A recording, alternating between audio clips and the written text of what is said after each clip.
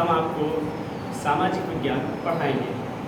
ठीक है बच्चों, और सामाजिक विज्ञान शुरू करने से पहले हम बता दें कि सामाजिक विज्ञान क्या होता है और सामाजिक विज्ञान में आप क्या क्या स्टडी करेंगे। ठीक है, ताकि आपको ये चीज़ें पहले से क्लियर हो कि हमें क्या क्या पढ़ना है। ठीक है, देखिए सामाजिक विज्ञान जो होता है वो आप ये समझते हैं कि विज्ञान और समाज दोनों को जोड़ के आप स्टडी करते हैं। मतलब ये कि समाज का जो एक अध्ययन होता है, आप कहते हैं ना विज्ञान एक सिस्टमैटिक तरीके से किसी चीज़ का स्टडी करता है। तो जब भी हम समाज का सिस्टमैटिक तरीके से सिस्टमैटिक वे में स्टडी करते हैं तो ये होता है हमारा सामाजिक विज्ञान। ठीक है, देखिए जो हम 10th का सामाजिक विज्ञान पढ़ने वाले हैं उसमें हमें 4 सब्जेक्ट की स्टडी करनी है, 4 सब्जेक्ट्स की स्टडी करनी है। ठीक है,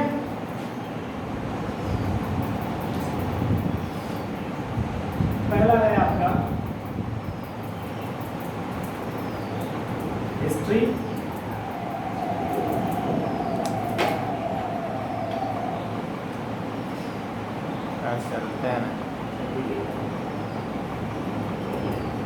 ज्योग्राफी, और तीसरा आपका जो है वो है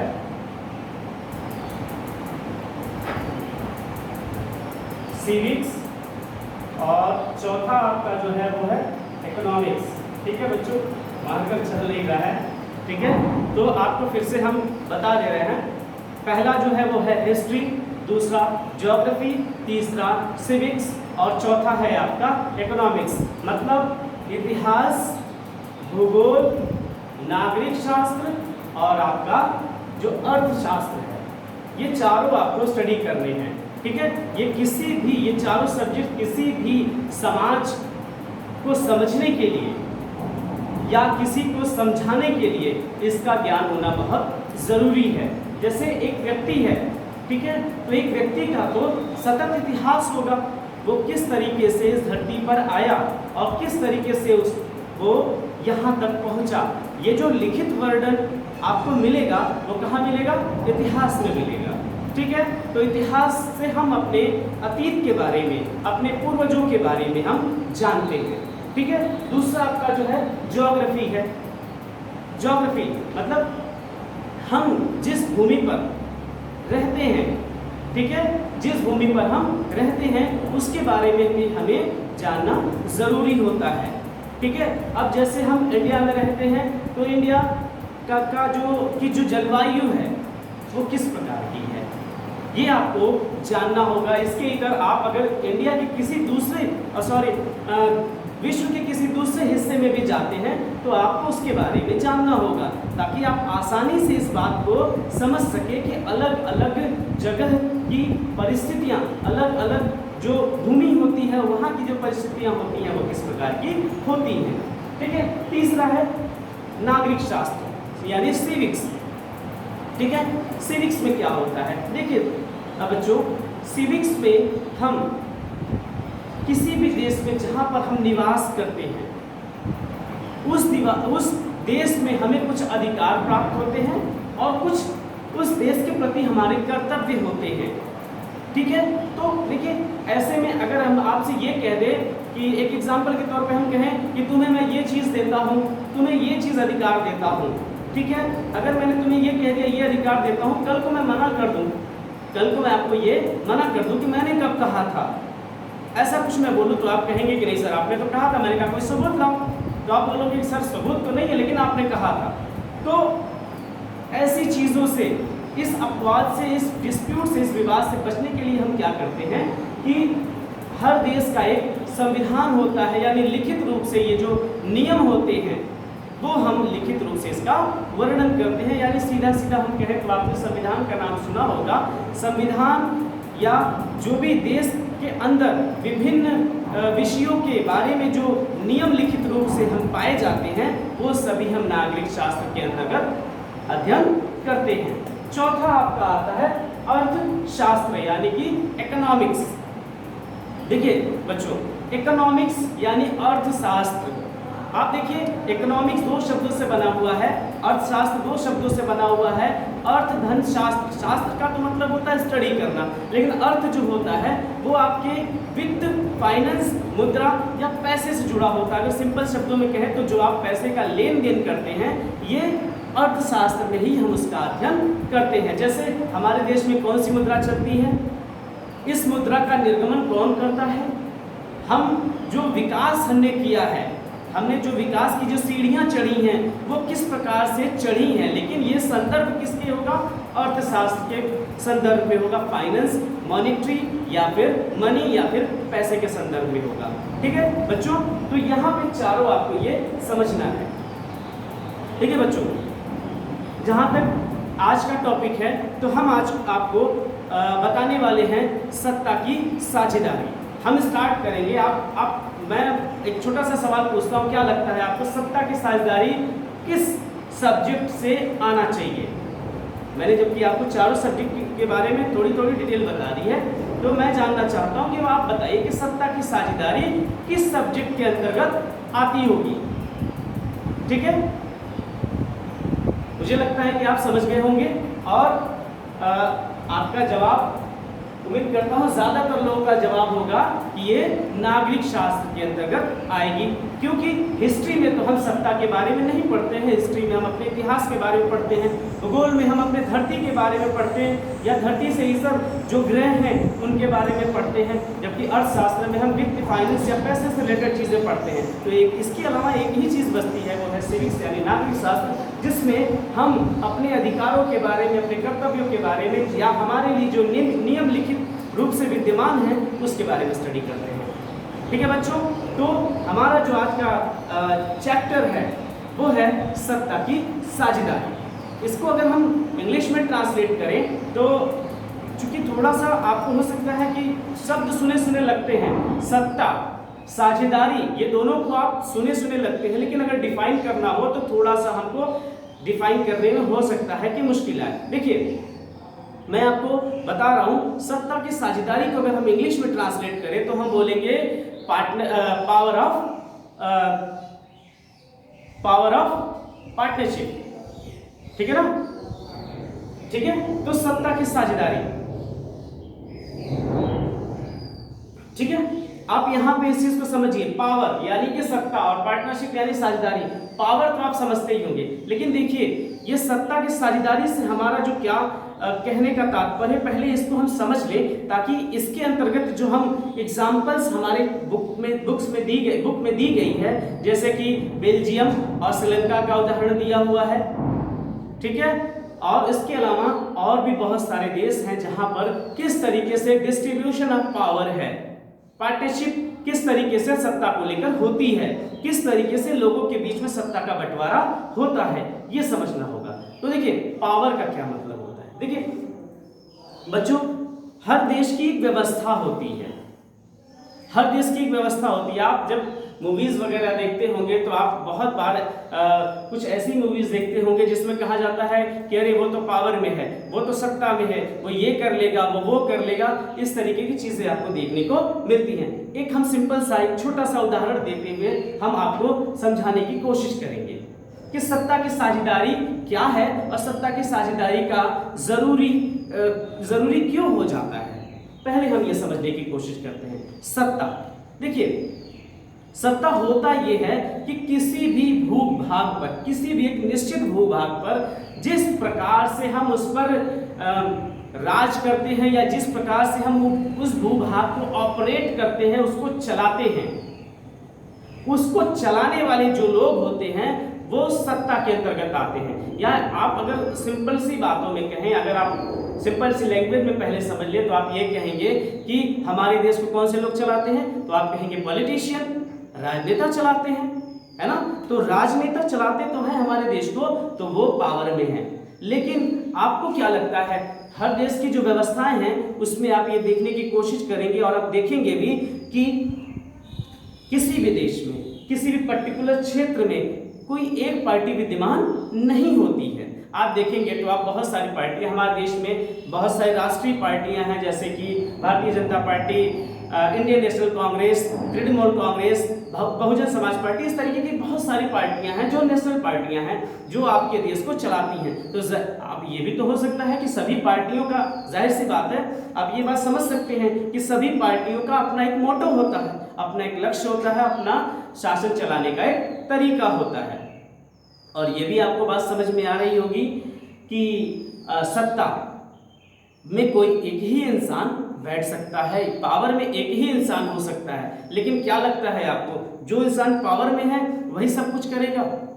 ऐसा नहीं है। जो पावर में नहीं है वो भी इंसान किसी न किसी प्रकार से उस सत्तासीन पार्टी को, या जो पावर में है या जो सरकार में है, उसको ऑपरेट करती है। ठीक है, आइए इस बात को समझने के लिए हम छोटा सा एग्जांपल समझते हुए चलते हैं। देखिए,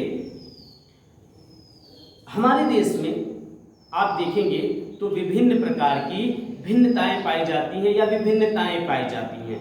विभिन्नताओं से हमारा तात्पर्य है जाति, धर्म, लिंग,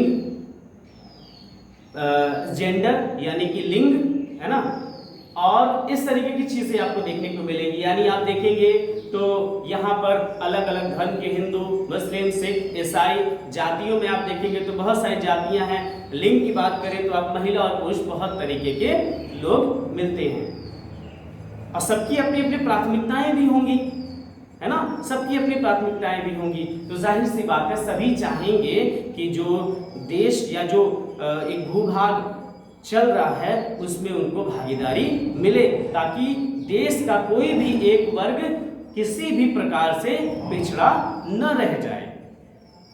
बात समझ में आ रही है? तो इसीलिए जरूरी होता है कि हम सत्ता की साझेदारी करें, सत्ता की साझेदारी करें। और इसी सत्ता की साझेदारी को समझने के लिए आइए समझते हैं। जैसे मान लीजिए आप ये जानते होंगे कि समाज का जो सबसे छोटा अंग होता है उसे हम क्या कहते हैं? उसे हम परिवार कहते हैं। आइए हम परिवार से ही समझने की कोशिश करते हैं। देखिए, परिवार में आप अपने परिवार में देखिए, अपने आसपास के परिवार में देख लीजिए, 5 लोग हैं, 6 लोग हैं, 10 लोग हैं, उसमें भाई होंगे, बहन होंगी, माँ होंगी, बाप होंगे, है ना, चाचा होंगे, ऐसे बहुत सारे लोग होंगे, और सभी लोगों की अलग अलग आवश्यकताएं होंगी, अलग अलग आधारों पर। बहन की अलग आवश्यकता होगी, माँ बाप अलग सोचते होंगे, ठीक है, भाई अलग सोचता होगा। तो क्या आप ये कह सकते हैं कि सभी, अगर कोई एक बात रखी जाए, कोई एक बात, जो आपका मुखिया है घर का, आपके पिता हैं, वो मुखिया आपके घर के हैं, तो क्या वो बात जो रखते हैं वो सभी लोग उसको मानने को तैयार होंगे? तो शायद मुझे लगता है कि आपका जवाब होगा कि नहीं, कुछ लोग तो ऐसे होंगे ही होंगे जिनकी अलग से ये कह सकते हैं कि वो अलग से सुझाव देंगे। ठीक है, तो ऐसे जो सुझाव होंगे उसको किस तरीके से जो आपके माता पिता हैं वो उसमें शामिल करें, ताकि आपका जो भाई है या जो आपकी बहन है उसके भी सुझाव को हम उसमें शामिल कर लें और सबका हम हित करते रहें, यानी वो किसी भी प्रकार से छूट न जाए। तो ये जरूरी होता है कि परिवार के सभी सदस्यों की सहमति लेकर चला जाए, सभी लोगों की घर चलाने में या किसी भी नियम को बनाने में साझेदारी हो। सेम पैटर्न अगर आप समाज में जाते हैं तो वहाँ पे भी लागू होता है, और समाज से होते हुए आप राजनीति में चले जाते हैं तो वहाँ पर भी होता है, क्योंकि आपको ये पता है कि जो हमारा समाज है वो विभिन्न चीज़ों से मिलकर बना हुआ है। ठीक है, विभिन्न चीज़ों यानी विभिन्नताओं से मिलकर बना हुआ। मैंने अभी आपको थोड़ी देर पहले बताया, जाति, धर्म, लिंग वगैरह के आधार पे मैंने बताया। ठीक है, तो ये सभी जो होता है ये सभी मिलकर क्या बनाते हैं, क्योंकि हमारे यहाँ की जो व्यवस्था है वो किस तरह की व्यवस्था है? लोकतंत्रात्मक व्यवस्था है या लोकतांत्रिक व्यवस्था है, जिसमें सभी लोग क्या करते हैं? भागीदारी लेते हैं। आप जानते होंगे कि हमारे यहाँ के संविधान में जाति, धर्म और लिंग के आधार पर सभी को बराबर चलने के लिए नियम बनाए गए हैं। और ऐसा भी नहीं है कि यहाँ पे महिलाओं को वोट देने का अधिकार नहीं है या कुछ ऐसी चीजें नहीं है, यानी सबको लेकर हम साथ में चलते हैं। तो सत्ता की साझेदारी में ये सभी लोग क्या होते हैं, शामिल होते हैं, जिससे कि जो देश है, जो हमारा लोकतंत्र है, जो हमारा एक निश्चित भूभाग है, वो समुचित रूप से कार्य कर सके। ठीक है बच्चों, तो उम्मीद करता हूं कि आपको ये बात समझ में आई होगी। सत्ता की साझेदारी को आप ये फिर से समझ लीजिए कि सत्ता की साझेदारी के अंतर्गत हम जो कार्य प्रणाली होती है, जो किसी भी कार्य को जो एक पर्टिकुलर कोई भी कार्य हो, अलग अलग कार्य हो या एक पर्टिकुलर कार्य हो, उसको जब करना होता है तो उसको हम विभिन्न विभागों में बांट देते हैं। एक हम बात बताते हुए चलते हैं। देखिए हमारे देश में मान लीजिए कि एक नियम बनाना है, हम बहुत सिंपली बात बता दे रहे हैं, इस बात से आप पूरी सत्ता की साझेदारी को समझ लीजिएगा और इसके बाद हम अपनी बात को खत्म करेंगे। देखिए आप सपोज कि आपको आपके लिए नियम बनाना है कि ये काम पूरे देश में या पूरे राज्य में होना चाहिए, लागू होना चाहिए। ठीक है, तो नियम बनाने का काम कौन करेगा? नियम बनाने का काम कौन करेगा? तो आप कहेंगे कि नियम बनाने का काम जो करती है वो सरकार करती है, सरकारें करती हैं, चाहे वो राज्य हो चाहे केंद्र की हो। ठीक है, तो उसको हम बोलते हैं कि ये हमारी विधायिका है, ये हमारी विधायिका है। नियम बन गया। अब बोलेंगे कि नियम तो बहुत बनते हैं, आप भी सोचते होंगे नियम तो बहुत बनते हैं, बहुत बार आपने ये लोगों को कहते हुए भी सुना होगा कि अरे नियम तो बहुत सरकारें बनाती रहती हैं। लेकिन नियम बनने के बाद उसे लागू करने का या लागू कराने का जो कार्य क्षेत्र होता है वो किसके अंतर्गत आता है? तो आप बोलेंगे कि नियम को लागू कराने का जो आता है, जैसे आपने कुछ दिन पहले सुना होगा कि आपका हेलमेट वगैरह को लेकर सरकारों ने इस तरीके के प्रावधान बनाए थे कि आपको हेलमेट पहन के चलना जरूरी है ना? आपने सुना होगा। तो सरकार ने नियम बना दिया, लेकिन लागू कौन करा रहा था? पुलिस, है ना? पुलिस करा रही थी ना। आपको चौराहे पे जाते हुए अगर बिना हेलमेट के देख ले रही थी तो वो पकड़ के चालान कर दे रही थी आपका। तो मतलब ये है कि वो है हमारी कार्यपालिका। सरकार ने नियम बनाया, नियम को लागू कराने का काम किसने किया? किसने किया? कार्यपालिका ने। अब कार्यपालिका ने ये देखा कि एक आदमी बिना हेलमेट के जा रहा है, तो क्या होगा? बिना हेलमेट के जा रहा है तो उसको पकड़ेगा, उसका चालान करेगा। ठीक है, और अगर हेलमेट के जा रहा है तो कोई बात ही नहीं, क्योंकि वो नियम का पालन कर रहा है। तो बिना हेलमेट के जा रहा है तो उसको पकड़ेगा, उसका चालान होगा। चालान होगा तो वो आदमी वो अपनी गाड़ी को छुड़ाने के लिए कहाँ जाएगा? कहाँ जाएगा? क्योंकि उसके ऊपर एक चालान हो गया है, तो जाहिर सी बात है आप कहेंगे कि वो किसी कोर्ट में जाएगा, सेशन कोर्ट में, सत्र न्यायालय में, या किसी अदालत में जाएगा, है ना? तो आप क्या बोलेंगे? आप बोलेंगे कि वो अदालत में पहुंच गया। ठीक है, अदालत जो उसके खिलाफ जो भी कार्रवाई करनी होगी वो कार्रवाई करेगी। तो हम अदालती कार्रवाई जो होती है उसको हम बोलते हैं वो है हमारी न्यायपालिका। तो इस तरीके से पूरा एक प्रोसेस बना है। देखिए एक छोटे से काम को करने के लिए कि किसी का एक्सीडेंट हो तो कम से कम चोट लगे उसको या उसको एक्सीडेंट से बचाया जा सके, उसके लिए नियम किसने बनाया? सरकार ने बनाया, जिसको हम विधायिका बोलते हैं। वो नियम हमारे पास लागू कराने कौन आया? कार्यपालिका लागू कराने आई। नियमों को जब नहीं माना गया तो उसको चालान हुआ और उसको न्याय पालिका के जरिए उसको जो है न्याय या अन्याय का जो फैसला होता है। तो इस प्रकार से आपने देखा कि जो हमारे सत्ता का बंटवारा है वो किस प्रकार से होता है। तो आप यहाँ सिंपली 3 बातों को कहेंगे कि सत्ता का बंटवारा में बेसिकली हम कहेंगे तो विधायिका आती है, कार्यपालिका आती है और न्यायपालिका आती है। मोस्टली इन्हीं तीनों में बढ़ के हमारा पूरा सिस्टम काम करता है। तो बच्चों हो सकता है, उम्मीद करता हूं कि आपको ये बात समझ में आई होगी। ठीक है, अब आगे का जो टॉपिक है उसमें हम आपको समझाने की कोशिश करेंगे बेल्जियम और श्रीलंका के बारे में और श्रीलंका के बहुसंख्यकवाद के बारे में, है ना, इन चीजों को समझाएंगे। ठीक है, यहाँ पे आपको विभिन्नताओं के बारे में, जो अगला टॉपिक है बेल्जियम और श्रीलंका, इसमें हम किस प्रकार से सत्ता का बंटवारा हुआ है या होता है या होने पर क्या परिणाम निकलकर हमारे सामने आए, वो हम आपको समझाएंगे। ठीक है, जैसे अभी हम एक भूमिका बता देते हैं ताकि आप, और हाँ एक चीज और कि आप बुक ले लीजिए और उस बुक से जितना मैं बताऊं रोज का रोज जो है पढ़ते रहिए। देखिए बेल्जियम और श्रीलंका के बारे में, बेल्जियम के बारे में मैं थोड़ा सा इंट्रोडक्शन दे रहा हूं, फिर आपको अगले वीडियो में मैं आपको इन चीजों को बताऊंगा। देखिए हर जगह पे मैंने जैसा कि बताया कि अभी मैंने भारत का एग्जांपल देते हुए आपको बताया कि यहाँ पर विभिन्नताएं ही विभिन्नताएं हैं। आप कहते हैं कि भारत विभिन्नताओं से भरा हुआ देश है। ठीक है, यहाँ पर अनेकता में भी एकता है। इसका मतलब क्या है? इसका मतलब यही है कि विभिन्न जाति, विभिन्न धर्म, विभिन्न लिंग समुदाय के लोग, विभिन्न समुदाय के लोग, विभिन्न संस्थाओं के लोग, इस प्रकार से भारत पूरा बटा हुआ है।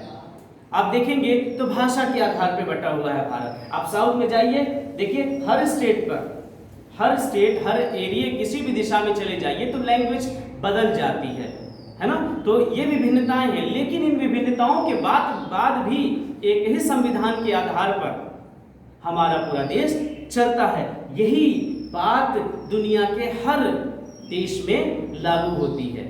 आप बेल्जियम में भी जाएंगे तो वहां पे देखेंगे डच हैं, जर्मन हैं, फ्लेमिश हैं। ठीक है, और वहां पर किस किस तरीके से विभिन्नताओं के आधार पर समस्याएं आई और इसका निपटारा बेल्जियम ने किस प्रकार किया और श्रीलंका ने इसका निपटारा किस प्रकार से किया। उम्मीद करता हूं कि आपको ये वीडियो समझ में आया होगा। अगले वीडियो का में आपको ये बात हम समझाएंगे बेल्जियम और श्रीलंका को, और इसको स्टडी जरूर कर लीजिएगा। Okay, thank you.